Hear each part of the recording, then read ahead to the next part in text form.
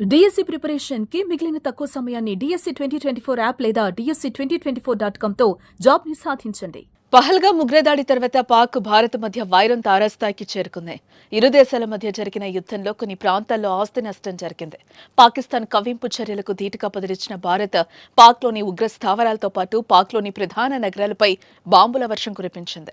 దీంతో భారత్ అంటేనే పాక్ ఒంటి కాలుపై నిలబడుతోంది. ఇలాంటి సమయంలో పాక్ గడ్డపై ఓ హిందూ మహిళ అరుదైన ఘనతను సాధించింది. కశీష్ చౌదరి అనే యువతి బలూచిస్తాన్ ప్రావిన్స్ లో అసిస్టెంట్ కమిషనర్ గా నియమితులై చరిత్ర సృష్టించారు.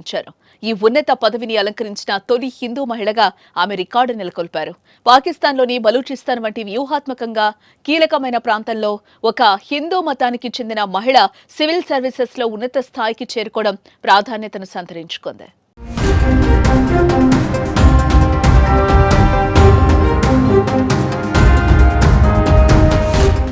బలూచిస్తాన్లోని చాగై జిల్లాకు చెందిన నౌష్కి అనే చిన్న పట్టణం కశీష్ చౌదరి స్వస్థలం.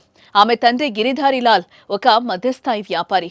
ఉన్నత లక్ష్యంతో బలూచిస్తాన్ పబ్లిక్ సర్వీస్ కమిషన్ పరీక్షలకు సిద్ధమైన కశీష్ 3 ఏళ్ల పాటు అకుంఠిత దీక్షతో శ్రమించారు.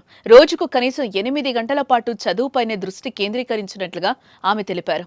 తన ఈ విజయం వెనుక క్రమశిక్షణ, కఠోర శ్రమతో పాటు సమాజానికి సేవ చేయాలన్న ప్రబలమైన ఆకాంక్ష ఉన్నాయని కశీష్ ఓ సందర్భంలో పేర్కొన్నారు. ఇకపోతే ఇటీవలి కాలంలో పాకిస్తాన్లో పలువురు హిందూ మహిళలు ప్రభుత్వ యంత్రాంగంలో కీలక పదవులు చేపడుతూ సాంస్కృతిక, సామాజిక అవరోధాలను ఛేదిస్తున్నారు. ఈ కోవలోనే కశీష్ చౌదరి విజయం మరింత స్ఫూర్తిదాయకంగా నిలుస్తోంది. గతంలో కూడా కొందరు హిందూ మహిళలు ఇలాంటి ఉన్నత స్థానాలకు చేరుకున్నారు.